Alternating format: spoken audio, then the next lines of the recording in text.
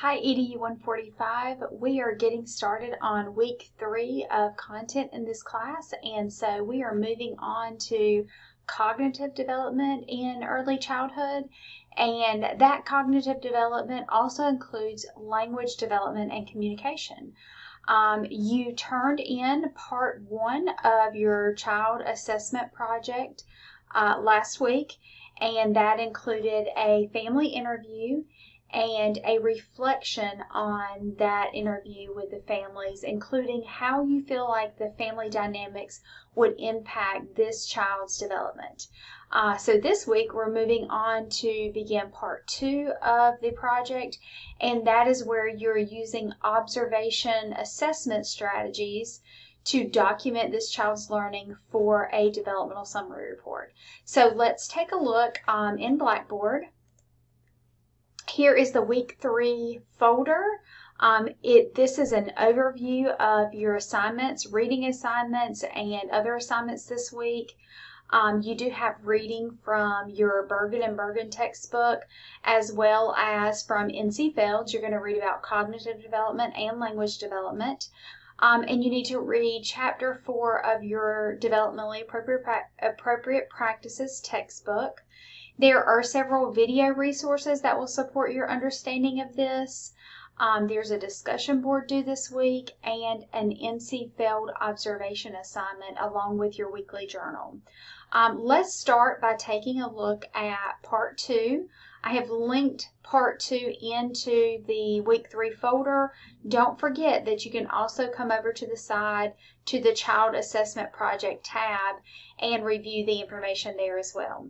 So during part 2, you are performing at least 5 observations of your focused child on a variety of days and times throughout the semester, and that will be throughout the next about 4 to 5 weeks for this class in their natural learning environment, preferably a classroom. A few of you have reached out to me for other scenarios, and I've approved that. So, but more than likely, you should be observing in a classroom. During your first observation, you're getting an overview of the child and kind of seeing how they function as a whole in the classroom. But I would like for you to use the Centers for Disease Control Developmental Milestones checklist. And I've included a link here to those. Here is the link to where you can access the checklist. You will have to access the checklist that is appropriate for the age of the child you're observing. And here is a video overview of some changes that were recently made to those checklists, as well as just how to use them in general. So let's take a quick look over at the Developmental Milestones checklist. You can see it's listed by age. You should be using either the 3, 4, or 5-year-old checklist for your child. Let's go shoot for the middle and click on the 4-year-old checklist. There is an overview here when you click on the link of the different areas of development, but please note there is also a link to print the PDF file. This is what I will be looking for to be included with your developmental assessment. This part 2, I will be looking for this checklist to have been completed by you during one of your observations, and you can see where you're going to put the child's name, the child's age, and the date that you observed this. You will notice that some of this information is written from a parent's perspective, like can your child or does your child, but you are filling this out as an observer, so just kind of ignore that language and use this checklist as instructed. Okay, let's pop back over to Blackboard and to part 2. So that first observation, we're keeping it simple where you can use this developmental checklist to document learning. And then you're going to do 4 more observations. And those observations are going to happen over the course of several weeks. You are looking to document learning across these developmental domains: physical development, language development, cognitive development, and emotional and social development.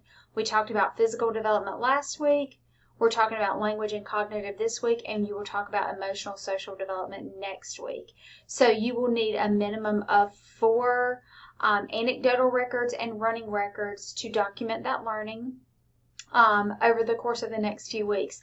And as we go, I will provide more information. There are already examples of anecdotal notes and running records, but I will provide more information next week about that. I don't want to bombard you with too much information at once, especially since you're using that developmental checklist first.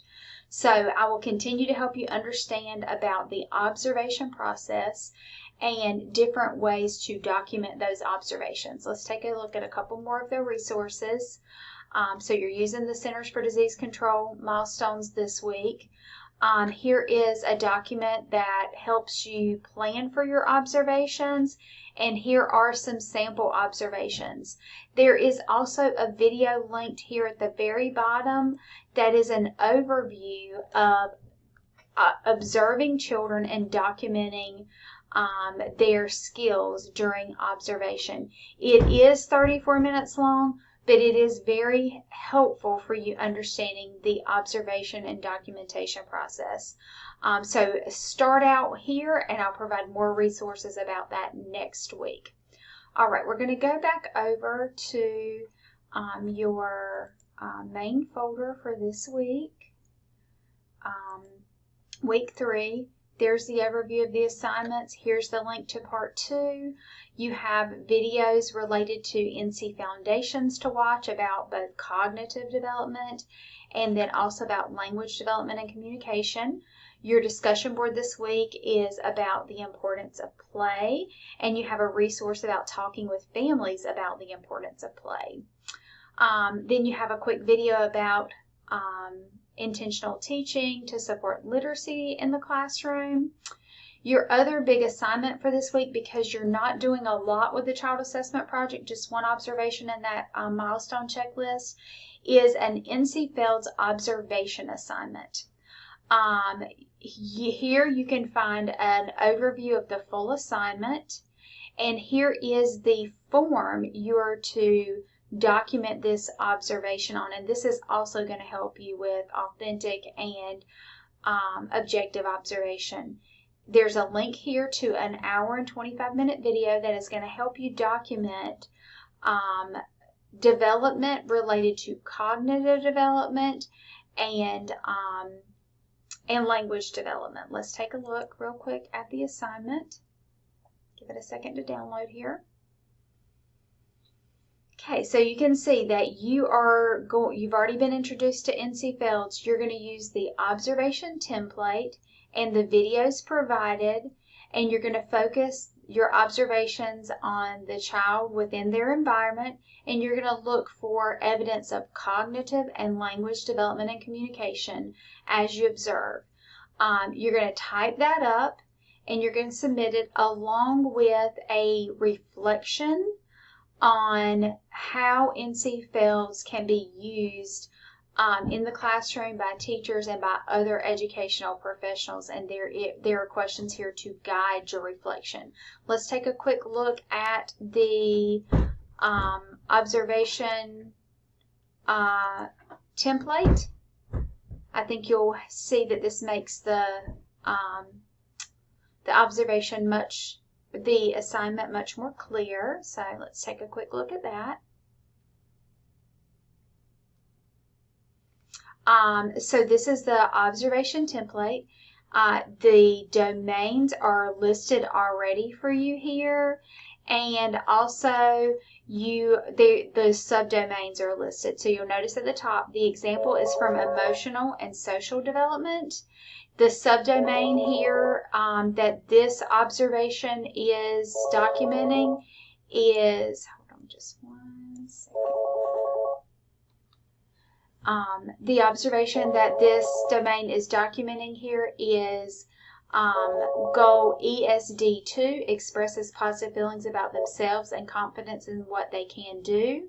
This is an observation documented by the student. So this is going to come from your video observations. You're going to write down something that you see related to these different domains and subdomains. So language and development and communication and cognitive development is already listed in the form for you.